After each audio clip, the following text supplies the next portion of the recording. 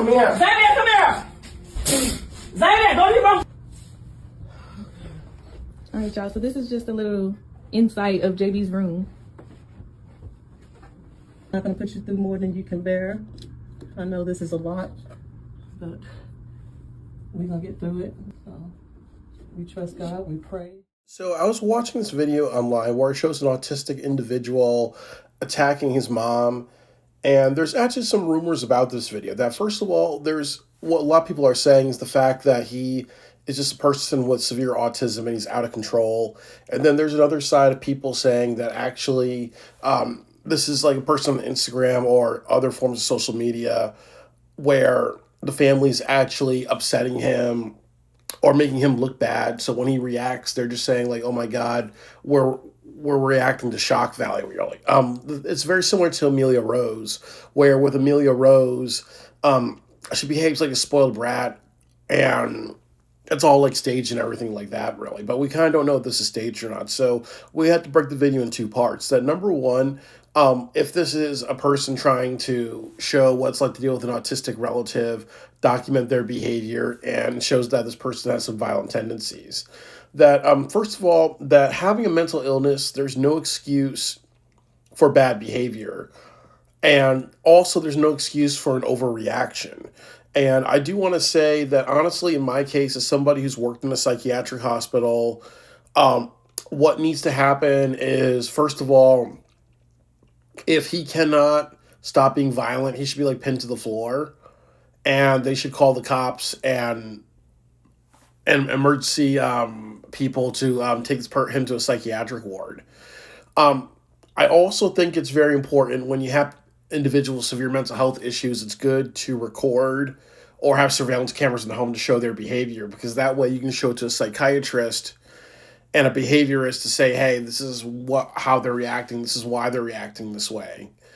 And I also think that's important as well, really. And I also think that he needs to be committed for like a month. And I don't like medication. I've been on medication, but maybe he needs medication or something like that, because obviously he can't be going around with violent tendency. That's the most humane way to treat this. The other thing that I will say is that there's a bunch of people saying things like, okay, maybe he should be smacked with a frying pan or whatever, really. And because one of his relatives, because his mom's holding a frying pan. And that's not the right thing to do. And even in this case where he's jumping and hitting and spitting, that's not enough lethal force. If he was throwing like furniture or throwing a knife or throwing weapons, or he was trying to like punch people in the head, or more dangerous stuff, then that's the unfortunate thing you got to do. It's just like with a dog, if there's a pit bull, lunging at you, turning them over and putting them into submission is okay. If there's a pit bull trying to bite your child or trying to like rush after a child, and you pull out a gun and shoot that pit bull, that's the right thing because it's reasonable self-defense. And that's what it has to be. It has to be reasonable self-defense and reasonable discipline. And that's important because, just because someone has a disability does not give you free rein to whoop their ass as much as you can. Because I remember that, I was diagnosed with autism, and so was my older brother. So the thing is that I remember like one time we had a baptism, and then that night my brother just had a mental breakdown. So he was beating me up a little bit. And I remember like my dad seeing like some scars on my and scratches on my arm. And he choked my brother and pinned him up against a wall. And he also like put my brother in a chicken wing hold. And just to say, hey, if you want to bully Byron, this is what you get, really. And that was not appropriate in any situation. First of all, that is child abuse. And then it's also like, oh, well, you're picking on a mentally ill person. Like my dad went to jail for that. He would get his ass whooped because, it shows that, okay, you're not trying to, that you don't become a bigger bully than your kids. I remember a situation where I hit my brother with a miniature baseball bat because, because I was like going through a lot of things. I was really mad about a lot of different things. I was also mad about him bullying me. And I remember like my dad saw it.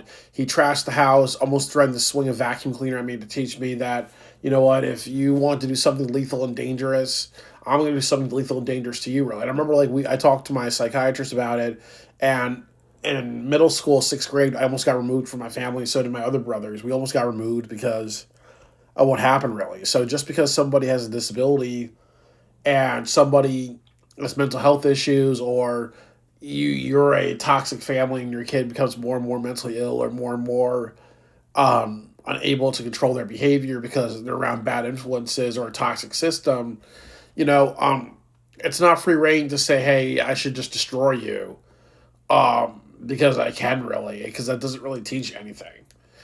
You have to find the right consequence for the right situation. So I want to talk about another thing.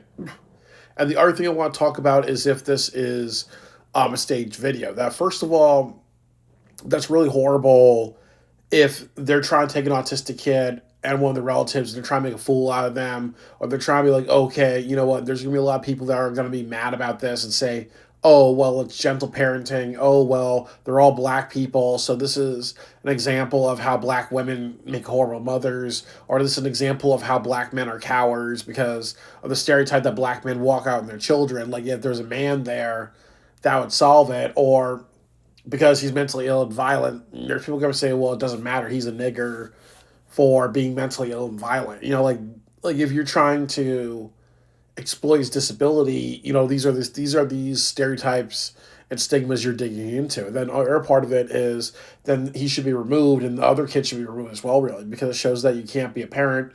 You're going to take a kid with a disability, and you're going to allow them to be violent and disruptive and destroying things and hitting people, and also you're going to make them look bad and embarrass them.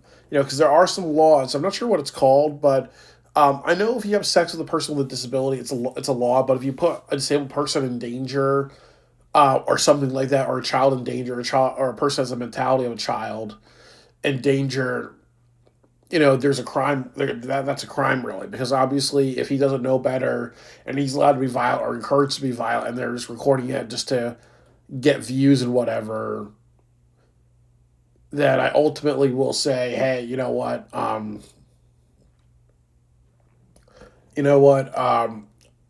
there's an issue there.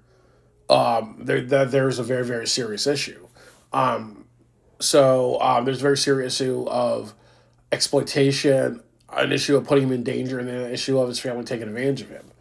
But I think in every single case, you know, this is a reminder of a couple of things. That, number one, gentle parenting does not work.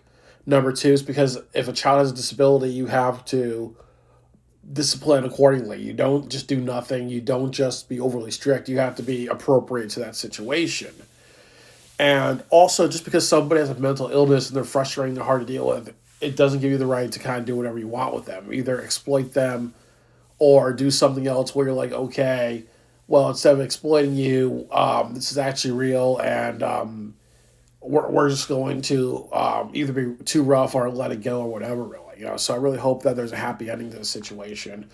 Hopefully, it is a situation where it's not people taking advantage of a person who's disabled. Hopefully, the first situation is real, where he's somebody with behavioral issues, and clearly he needs to, be brought to a psychiatric ward and disciplined and taught like how to be safe with other skills, because clearly he's not getting that at home.